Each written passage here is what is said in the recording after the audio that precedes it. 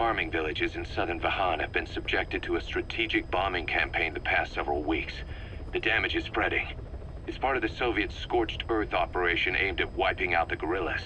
The target this time is the commander of a Spetsnaz detachment. He's been key to the operation's success. People say this guy's responsible for annihilating the Mujahideen at Tismasi Laman, the Hamid fighters, overnight. He's a tough, experienced commander. Don't underestimate him. The order from my client in the west is to shoot on sight. They want him out of the picture for good. Sorry, boss. This one's purely business. Wet work. A hit on a commanding officer of the Soviet military. Nothing personal. We're only doing this because it gets us one step closer to our goal. Mission accepted. That little bit was in the last video, but I just put it in there for context's sake. And welcome back to Metal Gear Solid 5, The Long Halloween. Can you tell me why this is called A Hero's Way? I don't know, I think Kojima probably thought it sounded cool. It has no context for the mission at hand. Yep. So this is something I don't like, is that every mission has these credits in the beginning. I fucking hate these credits. They ruin so many missions. Yeah, they ruin a lot of missions, and I'm going to point out the ones that it ruins, just to give a heads up, so maybe close your eyes or something. But, yeah, it's not great. I understand why he did it, but, you know, like... God, could you imagine if he did this at the beginning of Metal Gear Solid 4? Mm-hmm. Like, not to spoil that game, but there's a pretty big cameo in that, you know, surprised everyone. Yeah, Otacon. Yeah, Otacon. But this is the first real mission of the game. This is the first one that you could choose. There are 3 of them at start, but I don't usually like to go out of order. So yeah, this is a good mission. It's a good area. I feel like this is an area you don't really come back to very often. In fact, I want to say this is like the only mission where you come here. Actually, now that I'm really thinking about it, I can't think of a. There's plenty of side ops that take place. Yeah, there's side ops, but I can't think of a story mission that takes place in this village. Yeah. Or whatever you want to call it. I think it's Tismasi Laman, I think is the name of this place. Yeah, I know. It should come up. Oh, Shago Village. The Shago Calais, okay. So there are a few tasks here. You've arrived at the objective. Your target should be somewhere in that outpost. Like I said, I'm going to be doing the ones that I can right now. There are a few that you can't at this point in the game, but I'll be doing the ones I can. Again, this is the beginning of the game before you have a certain buddy with you, so you gotta kind of, you know, mark things. And you don't even have the analyzer yet, so you know, it's a lot of guessing. Yeah, this is my advice. This was my advice when I did Peace Walker, and it's my advice in this game as well. In the beginning of the game, grab everyone. Doesn't matter how shitty they are, grab them. You need them for your mother base. Mm-hmm. Focus on building up your mother base in the beginning of these games for the first, like, 5 or so hours, then start weeding out the chaff and getting good people. Yeah. And also a lot of it depends on your heroism, which I still don't ever really understand how the heroism works. There's nothing more heroic than that. Yeah. That was something I still didn't understand in Peace Walker, how if you killed people, you lost heroism, which didn't make sense. That makes sense. I mean, would a hero kill people? No. I mean, if you had to. Yeah. Heroic sacrifice. You know, how does getting discovered make you less heroic? Because you're Snake. You're supposed to be the stealthiest guy in the world. I always thought that was more solid than Big Boss. I guess so. Big butt. So how do you approach these kinds of missions? With this one, I was actually kind of disappointed because I wanted to assassinate him from long range, like in that. Well, yeah, but not without a sniper rifle, which this early in the game you do not have. Well, that's actually one of the tasks, is that you have to get him from, I think, like 100 feet away or something like that. Yeah. Or 100 meters. So I eventually came back and 360 no-scoped him from a distance. But yeah, I essentially did what you did, where I went up and I scouted everyone out from the top, and then I went actually up that ladder, took out the guy top there, and then scouted around some more, and then I went around the building, through a window, and knocked out the dude when his back was turned to me, and then just like threw him on my back and escaped. Yeah, and a word of advice, be careful when you Fulton in this game, because unlike Peace Walker, enemies can see it. Which I think is kind of annoying. It makes perfect sense. Hey, look, there's a giant balloon with a blinking light on it. Yeah. But just playing Peace Walker for so long spoiled me in the way that, like, no one will ever see your Fultons, and also you can Fulton people through buildings and stuff. But, you know, this game is supposed to be, you know, more realistic in that sense, I guess. But I mean, tying balloons to people is still fairly unrealistic. Fultons exist, but they don't quite work like this. What do you mean? They don't hover there for like a second and then fly off into the distance at like 60 miles an hour? Nope.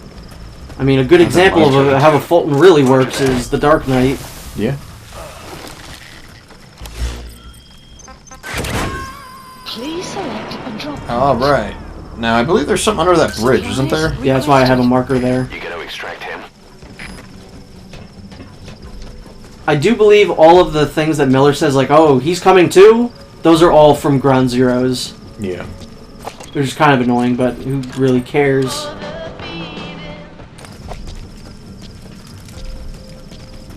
Supply drop complete.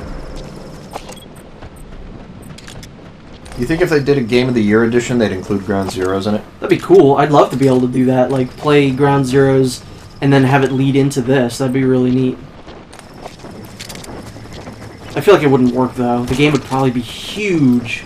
Uh-huh. Like, would they include all the missions in Ground Zeroes? Why not? Yeah, sure.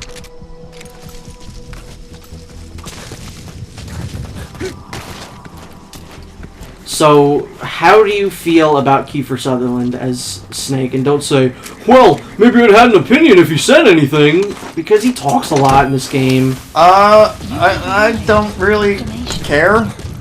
I mean, he did a fine job with what he was given. Again, I'm gonna say it, and I know you're gonna get mad, but I kind of wish that he said more. But you know, when he did speak, I think, you know, had a presence. Yeah. And I, you know, there are a lot of scenes in this where I can't picture David Hayter's grizzly, all right, guys, let's go do this. Yeah. Sort of voice. You know, it doesn't fit what he was going for, I think, Kojima, with this game. One of the things that I really love about Kiefer Sutherland as an actor is I feel like he's always very sincere. Like, he doesn't say things that sound like he's acting. He sounds like he means it. Like, there are a lot of lines, you know, like, I'm already a demon. Sounds like he literally is a demon. Like, Kiefer Sutherland thinks he's a demon. But yeah, would I rather David Hayter? Probably. But from the very minute they announced Kiefer Sutherland, I was completely on board, because he's always been one of my favorite actors. Yeah, I never really cared much for people who were there. I mean, yeah, okay, David Hayter is definitely the voice of Solid Snake, and he's a staple of the franchise, and it is unfortunate that he's not in the game, but I'm not losing sleep over it. Sorry, Dave. Yeah, Because I guess I'm on a first-name basis with you. He's coming too. yeah. Roger that. Mr. Hayter. Although he did have that tweet the other day was great. That tweet the other day was great, where They're rebooting 24 and Kiefer Sutherland won't be in it. You can't take an icon like that out of a beloved series. It was pretty great. yeah. He was fairly salty about it, though. I will say, I don't think he handled it very well. No, he did not. Although, in the back of my mind, I'm still thinking they're going to bring him in for a Metal Gear Solid 6, the Return of the Phantom Menace, yeah. butthole. I mean, honestly, if I was David Hayter, I would probably react exactly the same way, because... Yeah, I'd be mad as hell if I was the voice of a franchise for And he well over clearly a decade. cares. He's the only one in the cast that actually plays the games. Yeah, I wonder if he did play Metal Gear Solid 5. Yeah, I've wondered that myself, too. Because, you know, I mean, it's like, out of 2015, you have 3 games that have been in the top 3 of, like, everyone's Game of the Year list. Number 1 is always Witcher. Number 2 and 3 is always a toss-up between Fallout 4 and Metal Gear Solid 5. Really? For, well, yeah. I guess so. And, it's always a toss-up between, if it's more usually the person's personal preference of, oh, Metal Gear Solid 5 or Fallout 4. Here's a little tip. If you hold down the triangle button, you'll automatically climb over things if something is climb-overable. Same with if you actually hold down the circle button. This is something that you learn in Ground Zeroes, or you can figure out in Ground Zeroes. If you hold down the circle button, you can just automatically pick something up if you're near it. Uh-huh. It just cuts down on the time it takes to pick something up. Yeah. There are a few things that carried over from Ground Zeroes like that. Uh-huh. Like Morpho. Yeah, rest in peace, Morpho. Leave the rest to us. Morpho. Yeah, I mean, that's the thing. It really doesn't make sense. Pequod does more in the game, and I think he's infinitely more useful, but Morpho is just better. Yeah. And he had a cooler helicopter. I kind of like the helicopter in this one better. I like that, it was a gunship in, Ground Zeroes. He's coming too. Roger that. But yeah, this is what I do in the early game, is just take everyone. Oh, you kind of have to.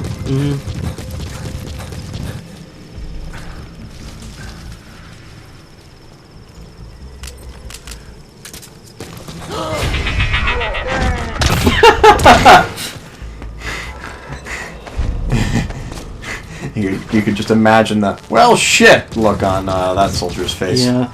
This is something that bothers me, is how does that look to the outside? Like, if someone was watching him go into the bullet time reflex mode, what does that look like? Does he look like he's going super fast? I'm assuming that's what it is, because again, Kaz talks about in Peace Walker how, you know, Big Boss had lightning fast reflexes and was able to disarm Kaz, who had a hand grenade that was primed, ready to go off, and he disarmed him and stopped the grenade from going off from 10 meters away or something like that. Yeah. You know, and I'll say we've seen someone lightning fast reflexes before with Metal Gear Solid 3 when the boss rushes Snake. Mm-hmm. You know, where she is getting off the horse and she sprints at him and disarms him and, you know, dismantles the gun. That's the target. He's sleeping. That's the target. Baby. This is exactly what I did. What? What you're doing right now. Going up. Getting down. I'm just making sure I have everyone. Oh. Because I didn't want to Fulton that guy that I have down there, because this guy would probably see him. Yeah, I just carried him out.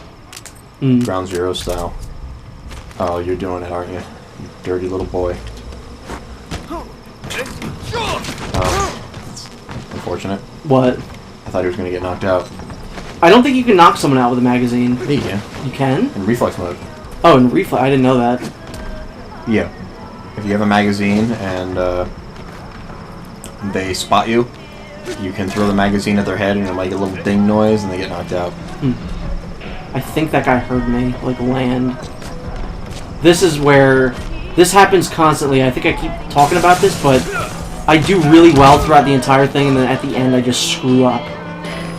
Like, I should have waited until that guy called them. Putting him to sleep doesn't count as eliminating him. Also, this is the best song in the game. What the fuck is playing right now? Kids in America. Oh. That is almost usually always my, my helicopter sound noise. I thought I got caught there. Huh, maybe not. And I just heard a lot of noises all of a sudden, so I figured, like, I don't know, that an alarm was set or something. Well, Kaz was talking. I think the radio was also talking. Yeah, and then he was talking on the radio. Boss, your objective's complete. Exfiltrate out of the Guys, I'm already a demon. Yeah, in missions like this, do you usually try and exfiltrate these people, or do you try and just kill them? I'd try to capture them if possible, but if the situation becomes, oh, I'm busted and I'm discovered, you know, I'll usually end up killing them. Yeah. Now, do you play this game in this series just overall like me, where if you get caught, you restart from a checkpoint? No, because that's cheap. No, but that's how you gotta do it. You gotta not ever get seen as Big Boss. Either destroy that. See, like right here, I did good this entire time, and then this guy comes out of nowhere. He ruined everything. The enemy will realize something's up. You're gonna do it. Because in my way of always picturing Big Boss, yeah, he's a master of stealth, but he's also the greatest soldier. You know, so, like, he's a jack of all trades, but he's also a master of all. You know, he's just the best at everything, except comas. Yeah, he's not great at comas. Yeah, well, I mean, I guess he's really good at being in comas, but... you know, getting out of them is a bit of a problem. But I think the canon way to play all these games is always the big boss run, which is never ever get seen and don't kill anyone. I think that's canonically the way you're supposed to play these games. So I usually like to not get caught. I don't really care for, you know... Yeah, well, I think it's this way, you know, this is the way I want to play the game, you know. The whole game is about, here's a mission, here's an objective, figure it out your way. Yeah. You know, so I really don't care what, this is how Big Boss would do it, because, I mean, you know, he's, you know, oh, well, what's all that CQC for if, you know, he doesn't know how to, if he's not willing to take a life? You know, I don't think Big Boss ever had a qualm about killing people like Snake did. Yeah. You know, I think, you know, he's a different character in that sense, where, you know, Snake was always kind of squeamish about, well, you enjoy the killing! You know, Big Boss, I don't think ever had that hesitation of, if I have to take a life, I will. Except for, you know, the boss. Well, yeah, but I guess after you kill your lover and mentor, all other, you know, all other life is insignificant. Yeah. So this is also something I'm going to try and do in pretty much every mission, is blow up these radio towers. Yeah, I didn't know that you were like you could blow these up until really? until like halfway through the game.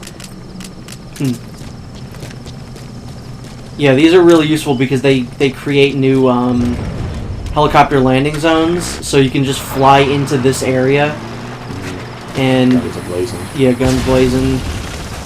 And also when leaving a mission, you can also just call the chopper there, which I think I realized right here, which is dumb because I got back in the car. And it's literally right behind me. Thankfully, though, I don't think switching landing zones costs GMP. You figured they'd cost you GMP from just having a helicopter hover there. Yeah. The amount of GMP they make you spend in this game, especially late game. If you don't have a lot of GMP, you are going to go into the red really quick. I went into the red last night because the server was undergoing maintenance, so it took away all of my money. It took away all of my money and then more money I didn't even have. Which really didn't make sense. I was $23,000 in the red. Wow. Yeah, I do not like how... And, you know, the other thing is, when you resupply, it resupplies everything, and it costs you even more GMP, and it's... Oh, that's bad. Yeah. I mean, I'm at the point in the game, minus the whole it disconnected me and took away my money. I really don't have a problem with GMP. Extraction. Well, late game, when you start getting like the super expensive stuff, you need to make sure you're keeping up with your GMP. Mm-hmm. See, this is why it's good to grab everyone, because just you're going to get things developed quickly, and you're also going to get levels up on your teams pretty well. I just want to say, before the video ends, I wish that the battle dress was an actual dress. That'd be nice. How do you know the video's ending? Because, I don't know, I figured this is where you'd end it. No, only a dummy would end it there. I kind of don't like that they don't put the, like, who actually played the characters. They put the characters in there like they're real people. Mm-hmm.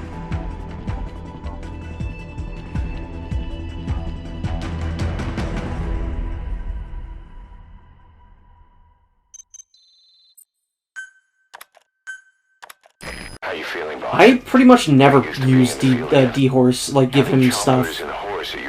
I upgraded his armor just because I like the way it looks. I give him the battle dress, but I don't really use it because I don't bring him with me. Once I get other characters, other buddies. Yeah, he's a starting buddy, and that's his point, I think. Mm-hmm. I still wish Ocelot could be a buddy. I don't think that would have really been great for story reasons. Yeah, it wouldn't have been great for story reasons, but just, I don't know. I don't know how that guy's a legendary soldier, but he's a D. Because he gives you a good D. He sucks.